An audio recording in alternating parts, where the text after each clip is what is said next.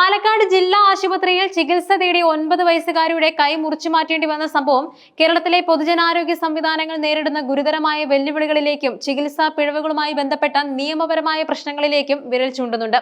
മതിയായ ചികിത്സ നൽകിയിട്ടും കൈ നഷ്ടപ്പെട്ടതിന്റെ യഥാർത്ഥ കാരണം കണ്ടെത്താനാവാത്ത പ്രാഥമിക അന്വേഷണ റിപ്പോർട്ട് ഇത്തരം ദുരന്തങ്ങളുടെ ഉത്തരവാദിത്തം ആർക്കാണ് എന്ന ചോദ്യം കൂടുതൽ സങ്കീർണമാക്കുന്നു. ഓഗസ്റ്റ് 24-ന് കൈക്ക് പൊട്ടലുമായി ആശുപത്രിയിലെത്തിയ കുട്ടിയുടെ രക്തയോട്ടം 25-ന് നടത്തിയ പരിശോധനയിലും സാധാരണമായിരുന്നു. എന്നാൽ 30-ന് പരിശോധിക്കുമ്പോൾ രക്തയോട്ടം പൂർണ്ണമായും നിലച്ച് കൈ മുറിച്ചുമാറ്റേണ്ട അവസ്ഥയിലേക്ക് എത്തി. പ്രാഥമിക അന്വേഷണ റിപ്പോർട്ട് ജില്ലാ ആശുപത്രിയിലെ ഡോക്ടർമാർക്ക് വീഴ്ച സംഭവിച്ചിട്ടില്ലെന്ന് പറയുമ്പോൾ രക്തയോട്ടം നിലച്ചതിന്റെ വൈദ്യശാസ്ത്രപരമായ കാരണം എന്തായിരുന്നു എന്ന് വ്യക്തമാക്കാത്തത് കുടുംബത്തിന്റെയും പൊതുജനങ്ങളുടെയും ആശങ്ക വർദ്ധിപ്പിക്കുന്നുണ്ട്.